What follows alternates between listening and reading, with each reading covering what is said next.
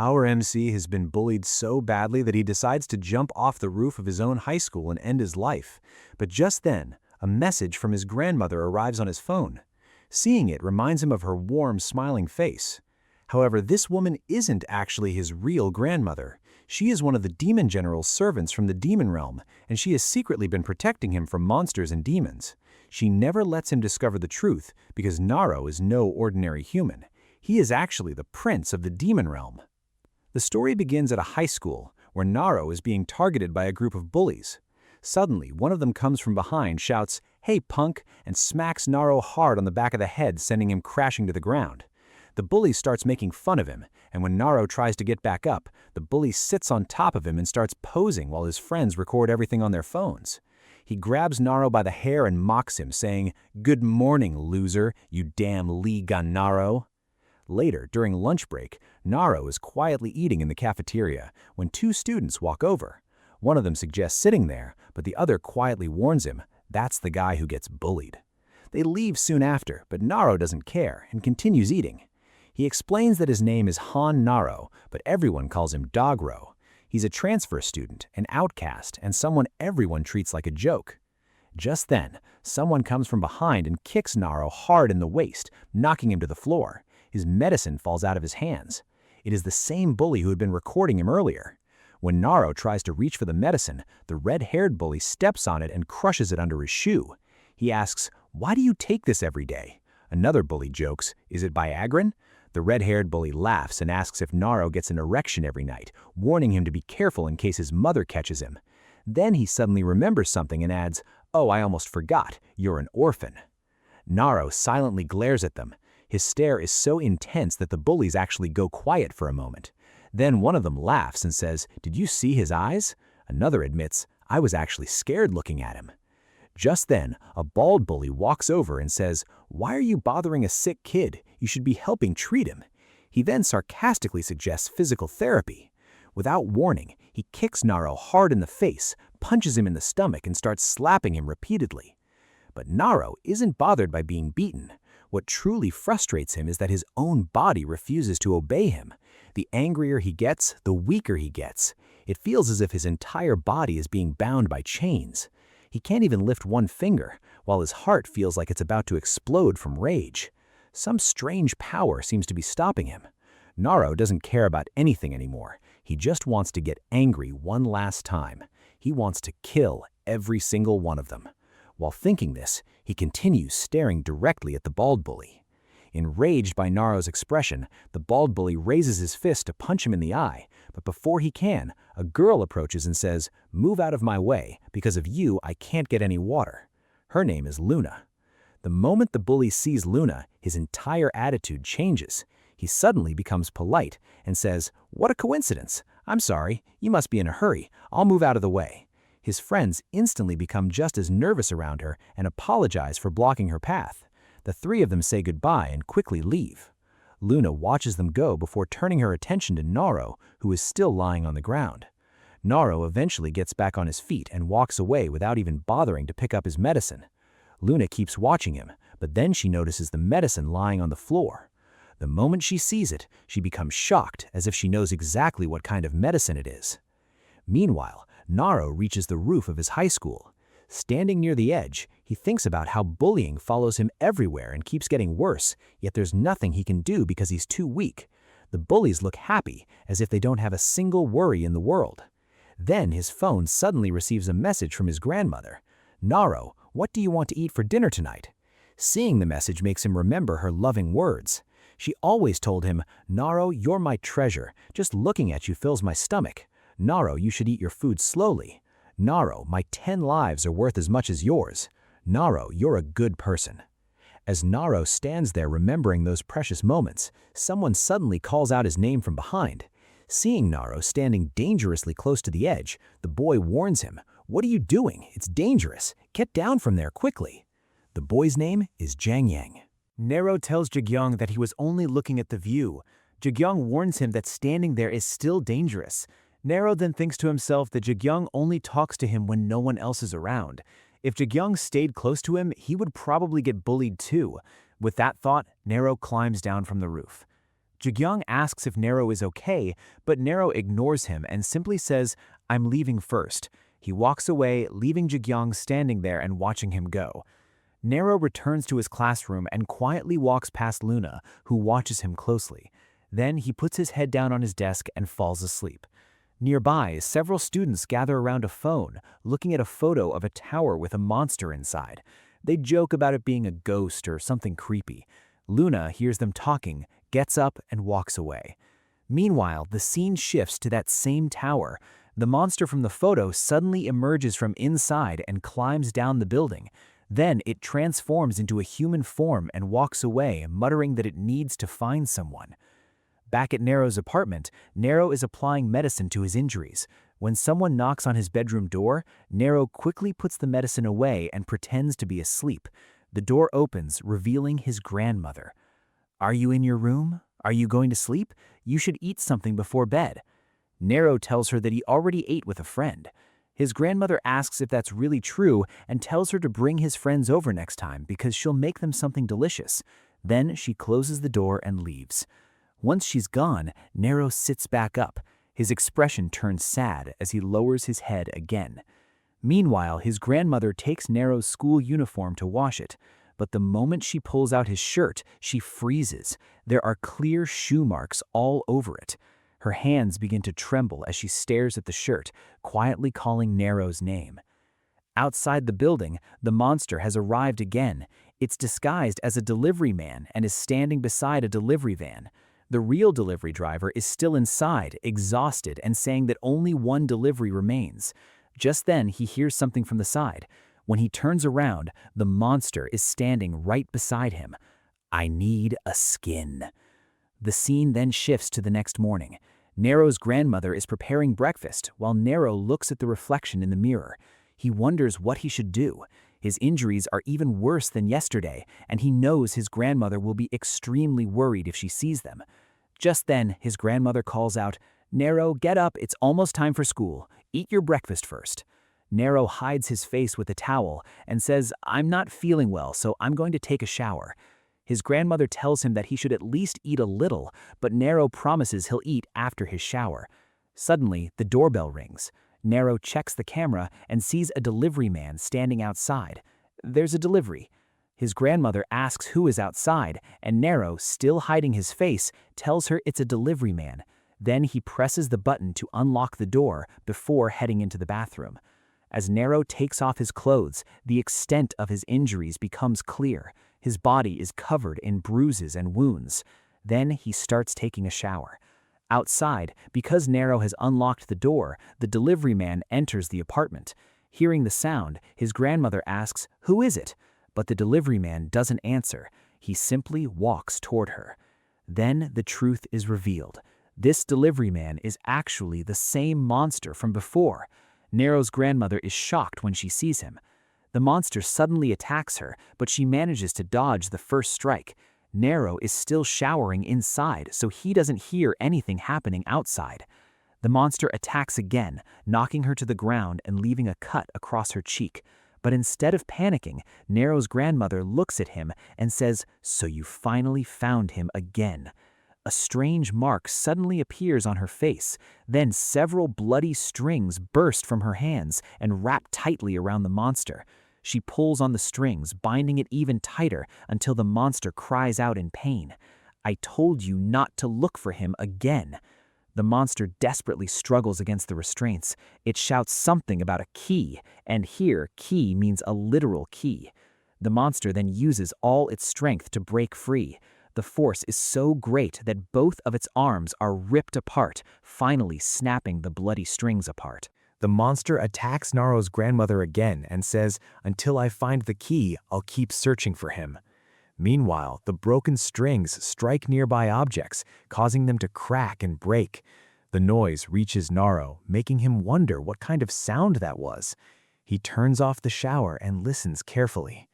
Outside, Nero's grandmother has already used her strings to bind the monster's mouth shut. She tells it would be better if you stayed quiet. With its mouth tightly bound, the monster can't say anything. Since Nero doesn't hear anything else, he assumes he must have imagined the noise. He turns the shower back on and continues bathing. But the monster suddenly breaks through the strings and attacks with its tongue, dragging Naro's grandmother backward. It strikes again with its tongue, forcing her to fight back. She then unleashes even more strings from around her body, spreading them out like a giant spider web. Inside the bathroom, Naro becomes certain this time that he heard something. He opens the door and asks, "Is something wrong? Grandma, is something happening outside?" When he looks out, he sees his grandmother standing there with the monster completely restrained by her strings. Naro wipes his eyes and asks, "Did something happen outside? I heard a noise. Was that the TV?" His grandmother quickly explains, "I think my hearing is getting worse. Even with the volume turned up, I couldn't hear the TV properly. It's fine. I'll turn it off. Nothing happened outside." Naro says that he thought she had fallen again. Just then, the monster quietly mutters, "You people keep running away like this. There's no point. Running won't save you." Without wasting another second, Naro's grandmother pulls hard on her strings and tears the monster's head apart. Its body immediately turns to smoke, and within moments, the entire monster disappears. Afterward, Naro notices that his injuries look slightly better after taking a shower. He thinks it would feel strange going out to eat looking like this. Meanwhile, his grandmother looks at herself in the mirror. Her cut on her cheek rapidly heals within seconds. She realizes that they may need to find another place to live. At the same time, Naro is wondering what he'll say if he notices the injury on her face, while his grandmother is thinking about how to tell Naro that they need to move again. The scene then shifts to Naro's high school training ground. He is running far behind everyone else and thinking about his grandmother. She seemed unusually worried today. Did something happen? But he forces himself to focus on running. He can't keep falling behind everyone forever. He has to get faster. He tells himself that this should be easy, but his body struggles badly. The training ground feels enormous to him, and before long, he can barely keep going. An instructor looks to the side and notices Naro lying on the ground. Suddenly, the scene changes. A man is running desperately while a strange red-colored object chases after him. A vortex suddenly appears in front of him, and the man jumps straight into it. Naro then wakes up with a start. It turns out he was dreaming. As he looks around while still dazed, he wonders, "Is this the nurse's office? My head hurts so much. I keep having this dream whenever I lose consciousness. Why does this keep happening?" Just then, his phone starts ringing. When Naro checks it, he sees that it's his grandmother calling. He wonders if the teacher called him because he passed out. He answers and says, "Hello?" But what his grandmother tells him leaves him stunned. She says they are moving again and orders him to come home quickly. Naro is confused. "We haven't even been here that long. Why are we moving again already?" His grandmother ignores the question and says she has to go to a real estate agency, so he should come home and start packing their things immediately. Naro asks if we're really moving again. How long are we going to keep doing this? Naro explains that they've been moving from place to place his entire life, and he has never understood why. It's been this way since he was a child. The story then flashes back to Naro when he was younger. He was a new transfer student at another school, and the teacher introduced him to the other students. Later, Naro gets injured while playing. The teacher warns another student, saying, "I already told you, you need to play properly with him. He's weak." The teacher tells the students now apologize to Naro, but Naro insists that he's fine. The students glare at him angrily before saying, "We're sorry, we'll play properly next time." After that, everyone starts keeping a distance from Naro because they think he's too weak. Soon, Naro transfers to another school. As time passes, the same thing happens again and again. He keeps transferring from one school to another until he eventually grows up. Meanwhile, Naro's grandmother worries to herself that the more she tries to keep them away, the more of them keep coming. She wonders how long she can continue holding them back. She then enters Naro's room and looks at him, thinking about how much longer she can protect him from them. The reason is that Naro is actually the key to something, though exactly what he is a key to will be revealed later. That's why these monsters have been hunting him. The scene then shifts to a garbage dump. Suddenly, a monster's hand emerges from inside an old refrigerator. The monster slowly crawls out of the trash. Then another monster appears, followed by even more monsters hidden throughout the garbage. Nearby, a delivery van arrives and the monsters approach it. The driver suddenly hears something on top of the vehicle, but he ignores it. A moment later, another monster appears right beside him. The driver is shocked, and all we hear is his scream. The delivery van crashes into the side of the road. A short while later, even more monsters begin gathering around it. The next morning, a security guard is feeding a cat when the same delivery van arrives. The cat immediately becomes frightened, while the guard also turns his attention toward the van. The cat suddenly scratches the guard and runs away, meowing loudly. The guard gets angry and shouts, "I feed you every day and you scratch me?" But when he looks ahead, he becomes completely stunned. Animals throughout the entire building are making strange noises. Dogs are barking, cats are crying, and other animals are screaming as if something is terribly wrong. The security guard has no idea what is happening. Meanwhile, the delivery van's driver opens the rear doors. Back at Naro's apartment, Naro is eating breakfast when he also hears dogs and cats making a huge racket outside. He wonders, what's going on? Why are all the dogs barking? They're making noise this early in the morning. Did something happen? But his grandmother already understands what is happening. She can sense that they are coming. She suddenly gets up and asks, "Are you finished eating? You should leave quickly or you'll be late." Naro is confused, but there's still plenty of time. His grandmother refuses to listen and keeps urging him to leave. Naro points out, "Yesterday you were insisting that I eat properly, and today you're sending me away without even letting me finish breakfast." His grandmother tells him that he needs to get to school early and inform his teacher about their transfer. She then sends him outside and immediately closes the door. Naro doesn't understand why his grandmother is suddenly acting so strangely. As he walks away, he thinks about how the dogs have been barking all morning and how unusual his grandmother has been today. Soon, Naro reaches the elevator. When the doors open, several delivery men come out. Seeing so many of them, Naro wonders what all these delivery workers are doing here. Then he notices something strange. There's a peculiar smell coming from them. The moment he senses it, he becomes completely distracted for a moment. Naro watches them and wonders where they're all going. Just then, a man approaches him and asks, "Kid, aren't you going to take the elevator?" The two of them get into the elevator and begin going downstairs, but Naro can't shake the feeling that something is wrong. Meanwhile, all those delivery men have reached Naro's apartment. They start ringing the doorbell. On the other side of the door, Naro's grandmother is standing completely prepared to fight them. At the same time, Naro reaches the ground floor. He notices that the delivery van has been left open, so he walks over and looks inside.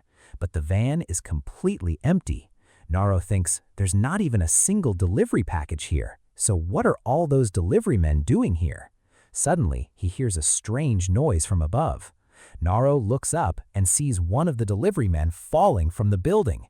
He realizes in shock, that delivery man is falling from my apartment. The delivery man crashes down towards the ground. Naro watches in shock and wonders if that delivery man was actually a human. He quickly tells the security guard that someone has fallen from the building and asks him to report it, then runs toward the elevator. He presses the elevator button, but it isn't coming down. Worried about his grandmother, Naro decides to take the stairs instead. As he rushes upward, he keeps wondering what is happening and whether his grandmother is okay. Meanwhile, upstairs, the remaining monsters have already attacked Naro's grandmother, but Sana is fully prepared to fight. She rapidly uses her strings to tear the monsters apart. The moment they are killed, their bodies turn into smoke and disappear. Suddenly, another monster attacks her from behind. Sana blocks the strike with her strings, then spreads them in every direction and slices through the remaining monsters. But just as she is about to finish them, someone breaks her strings. The one who destroys them is a demon, and judging by his strength, he appears to be a high-ranking demon. He tells her, "Sana, there's no point in trying to stop them." Seeing him, Sana is slightly surprised. The demon warns her that their king's troops will arrive soon, but Sana immediately attacks him with her strings. He tries to stop them with his hand, but the strings wrap around his neck instead. Sana drags him toward her and mocks him, asking him, "What nonsense is this? Are his troops going to crawl out of a hole?"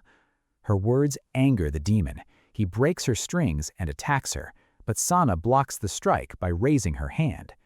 The demon then orders, "Sana, Open all the doors, give me the key, and welcome the king's troops.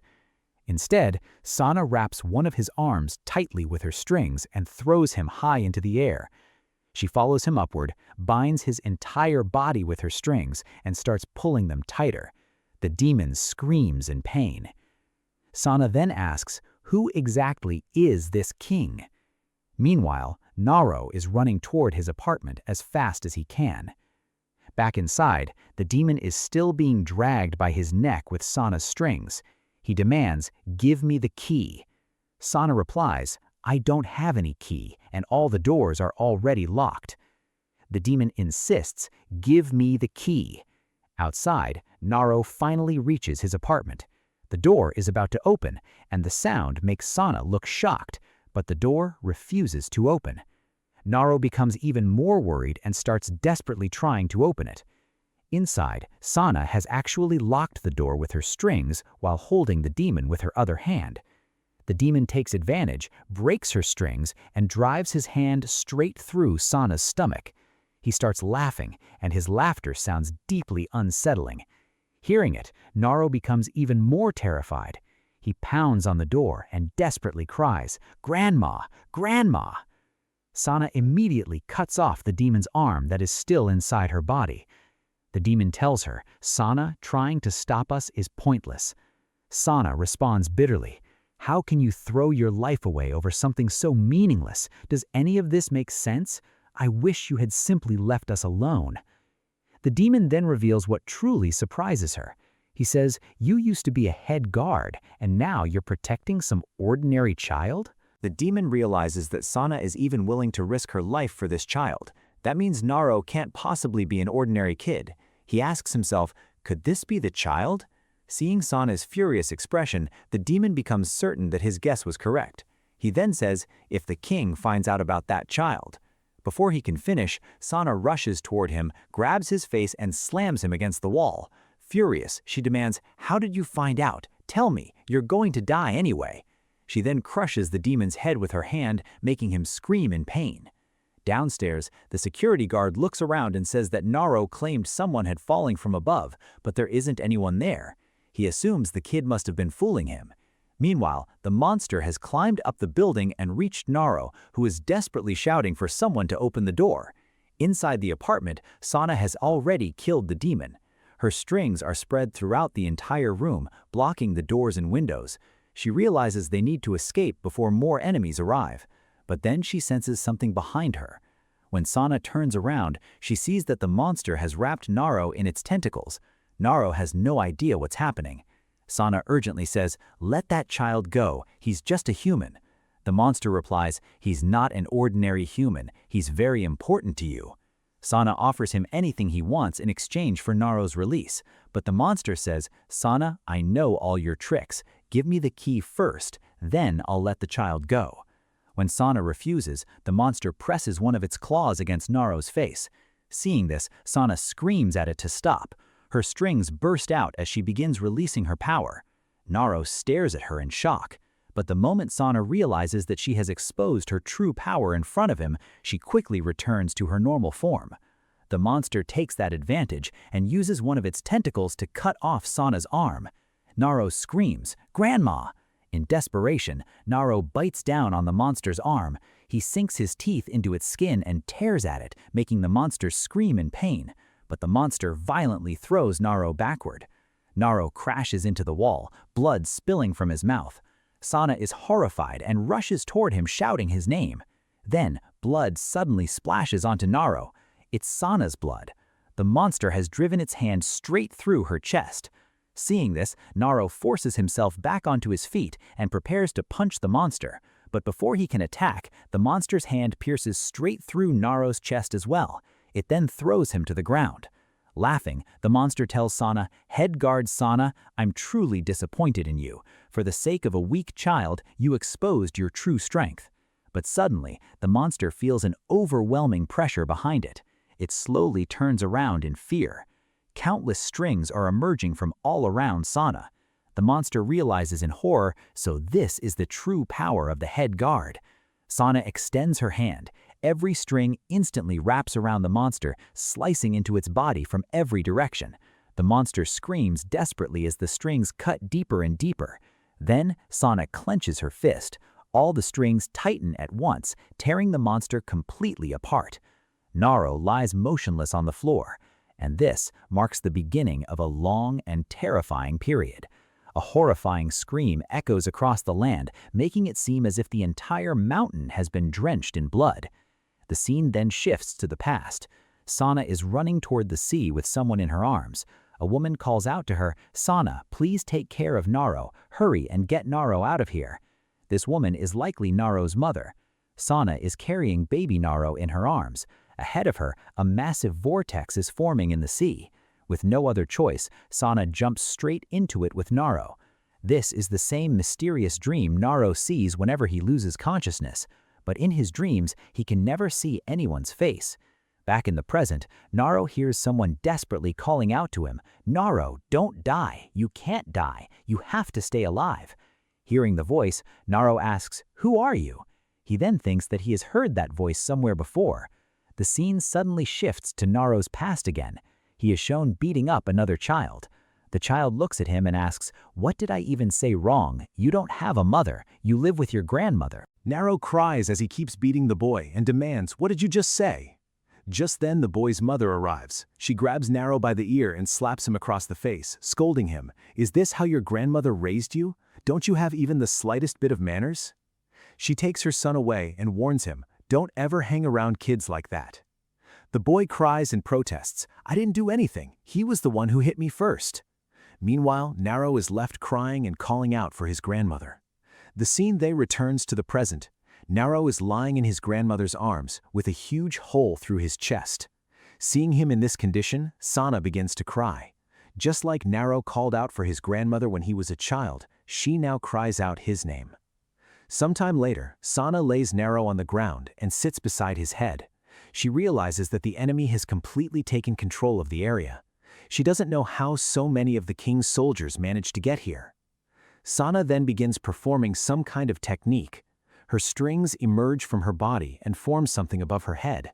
She thinks that she has no choice but to return the weapon she received from the little prince and send him onto the battlefield. The object formed from her strings eventually settles into her hand. It looks like a ball of fire, but it is actually Sana's entire vitality. She extracts all of her remaining vitality and feeds it into Naro. She tells him, "From now on, a heavy burden will fall on your shoulders, but this is your fate." Then a chain is shown breaking apart. This chain is actually a seal that has been suppressing Naro's demon power. Because of this seal, Naro had remained weak all this time. As the seal breaks, an enormous amount of energy erupts from Naro's body, causing him to float in the air. Sana reaches out to touch him, but her own body slowly begins disappearing. This is the end of head guard Sana. She smiles and says goodbye to Naro. With that, her entire body disappears. Sometime later, Naro finally regains consciousness. The moment he gets up, he desperately searches for his grandmother, but she is nowhere to be found. 1 month later, the scene shifts to a police station. An angry officer is already there when another man beside him says, "He's back again." The first officer gets even more irritated and says, "Another kid has come here just to make me angry." He walks over to Naro and says, "Hey kid, do you think this place belongs to you? Coming here every day isn't going to make your grandmother come back." Naro insists she didn't leave home. The officer replies that he has already sent her missing person report everywhere and there is nothing more he can do. He tells Naro to stop coming to the station every day. Naro shows him a drawing and insists she's not missing. The officer gets frustrated. "Do you think the police are idiots? We thoroughly searched your apartment. There wasn't a single trace of blood, hair, or fingerprints. There wasn't even any sign that a crime had taken place." Another officer quickly covers his mouth and tells him to let Naro go. After all, the boy has no family left. Then he tells Naro, "Go home. If we find out anything about your grandmother, we'll call you." With no other choice, Naro leaves and heads home. On the way, he sees the same security guard who used to feed the cat. Naro thinks to himself that he already asked the security guard what happened, but the man claimed he hadn't seen anything. Even the CCTV cameras recorded nothing. Yet Naro knows what happened because he saw everything with his own eyes. Somehow, All of it disappeared as if nothing had ever happened. Back at home, Naro lies down on the sofa. The moment he closes his eyes, memories of that terrible day flooded back into his mind. His face tightens as if he's about to cry. He wonders, was all of that just a dream? But if it was a dream, how could my grandmother really disappear? For the first time, Naro realizes that he's completely alone. The scene then shifts to his high school. His teacher tells him, "I'll do everything I can to stop the rumors from spreading. I understand that you've been having a difficult time because of this for the past month, but you need to come back to school, and you should do it for your grandmother too. If you understand, you can come back whenever you're ready." Naro agrees and leaves the teacher's office. Outside, Jagyang is waiting for him. "You came back to school." Naro replies, "It's been a long time since I saw you too." Just then, Naro senses something strange. He turns around, but there is no one there. Jagyang asked, "What happened?" Naro simply replies, "Nothing." The scene then shifts to a little later. One student says, "My mom told me something happened to Naro. She said Naro's grandmother died."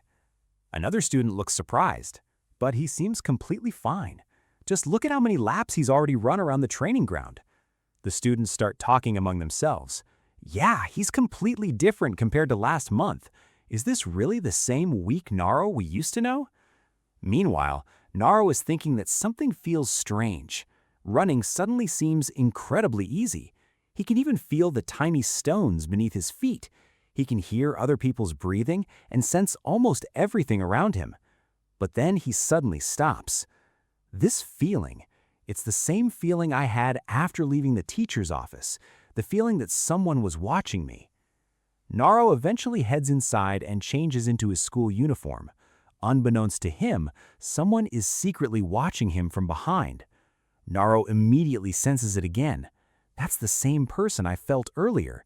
Could this be connected to my grandmother's case? Only a few people at school even know about it. Could this be who I think it is? He turns around, but the person is gone. Then the scene reveals that a girl has actually been following Naro. She asks, "Who is he?" Naro turns around and recognizes her. "You're Lee Luna, right?" Luna asks, "Do you need something?" Naro quickly says, "No, I just mistook you for someone else." But inside, he's confused. Did I sense something wrong? Luna then asks, "Haven't you been taking your medicine lately? You used to take it after every meal, but I haven't seen you take it today." Naro replies, "Yeah, I'm feeling better now." "Really?" Naro then realizes that since the incident, he completely forgot about his medicine. He hasn't taken a single dose since that day. He starts looking around suspiciously. Luna notices and asks, "What's wrong?" Just then, Naro spots a window. Without warning, he jumps straight through the window and leaves. "I suddenly remembered something important, so I have to go." Luna watches him leave with a slightly disappointed expression. It seems like she wanted to ask him something else, but she never gets the chance. At that moment, the bald bully and his friends arrive at the convenience store. The moment the bald bully sees Luna, his entire attitude changes. "Luna, what are you doing here? Were you waiting for me?" Luna completely ignores him and walks away. As she leaves, she gives a strange smile and quietly says he doesn't need to take those medicines anymore. Later that night, Naro is standing somewhere alone. He realizes that this strange sensation has been getting stronger lately. Recently, I've been able to feel it everywhere, during physical training, in the hallways, and now even here. My body really has changed. Then he notices Luna nearby. Is Luna working at a convenience store? Should I say hello? But Naro remembers how he suddenly jumped through the window and ran away earlier. Just thinking about it makes him feel embarrassed. He decides not to approach her and walks away. Nearby, an elderly woman is tying up a large pile of cardboard. Naro notices her struggling and goes over to help. The old woman smiles and thanks him for helping. Her smile immediately reminds Naro of his grandmother. Naro looks at the pile and says, "If we add any more cardboard, it'll fall over." The old woman explains, "My cart is across the main road. I just need to empty this and come back." Naro stands up and says, "Then I'll take care of it." The old woman thanks him again, and Naro carries the cardboard across the road for her. Meanwhile, the bald bully's two friends arrive at the convenience store. Luna greets them without even looking up. "Welcome. what would you like? The red-haired bully recognizes her. Luna, you work at this convenience store? That's great. We've been having a hard time buying cigarettes because of that annoying old man lately. We'll come here every day and boost your sales. For today, can you give me 2 cigarettes? Luna ignores his request and simply says, "Show me your ID." The red-haired bully is offended. Luna, are you seriously asking us for ID? Don't you know who we are? Luna calmly replies, I know exactly who you are, but I can't sell cigarettes to a minor who's still wearing a school uniform. The red-haired bully walks up to Luna and says, "You're beautiful, but that doesn't mean I'll listen to you like everyone else. Just give me the cigarettes. I promise I'll increase your sales." His friend quickly stops him. "Don't even touch her, otherwise Sang-chan will beat you badly." Sang-chan is the bald bully's name, and remembering him makes the red-haired bully hesitate. Then he tries another approach. "I've already failed 2 years, which means I'm older than you. Even so, I consider you my friend, so please just give me 2 cigarettes.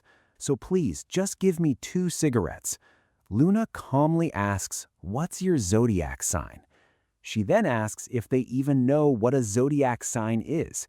After that, she simply says goodbye and kicks both of them out of the store. The red-haired bully complains, "I just wanted 2 cigarettes." Then his friend suddenly points ahead. "Hey, look over there." They spot the elderly woman from earlier. The red-haired bully grins. She showed up at just the right time. Meanwhile, Naro has finished tying the cardboard together properly and is carrying it back to the old woman. But when he arrives, he sees the 2 bullies harassing her. They demand that the old woman take their money and buy them cigarettes from the convenience store. She refuses, making the red-haired bully furious. He kicks the cardboard with his shoe, ruining the entire bundle. The other bully mocks her, saying, "You're already this old, yet you still don't understand how the world works?" He then hits her with the money and says, "My leg is hurting from standing here, so stop pretending to be some helpless old woman and go buy us cigarettes." At that moment, Naro is crossing the road with the cardboard. He sees what they're doing to the old woman and becomes extremely angry. He shouts at them to stop. Bully turns around and sneers. "Hey, Dogro, what are you doing here?" Naro walks over to the old woman and says, "I've tied everything up properly. You can take it now." The bullies approach him and mock him. "What, are you trying to be a hero? I'm about to cry just looking at you. Why are you making such a big scene? Is she your grandmother?" Naro's attention then falls on the ruined cardboard lying on the ground. Seeing that they destroyed it, his anger grows. "Look at this bastard. You're still exactly the same as before. You still won't even look up." He grabs Naro by the collar, puts his hand around his neck, and drags him into a corner of the alley. Then he throws Naro against the wall. But Naro is confused. "What is this? Before, whenever I got angry, I only became weaker, but that's not happening anymore." The red-haired bully mocks him, saying, "Looks like you haven't had physical therapy for a whole month. You must have forgotten your place." He starts beating Naro while insulting him. "How dare you look at me like that? Lift your eyes. What's wrong, Dogro? Can't you hear me?" Suddenly, something inside Naro breaks. It seems the seal that had been suppressing his power was never completely destroyed. But Naro's growing anger finally causes the remaining part of the seal to shatter. The bully raises his foot to kick Naro again, but then he suddenly freezes. Naro has caught his shoe with one hand. A strange mark appears on Naro's face, the same mark that appeared on his grandmother's face whenever she used her power in battle. Naro slowly tightens his grip on the bully's shoe. The pressure on the shoe becomes so intense that his foot starts getting crushed along with it. He lets out a loud scream. Hearing the scream, the red-haired bully says, "Don't beat him too badly." But when he looks over, he's shocked to realize that Naro isn't the one being beaten. Instead, it's his own friend who's getting pummeled.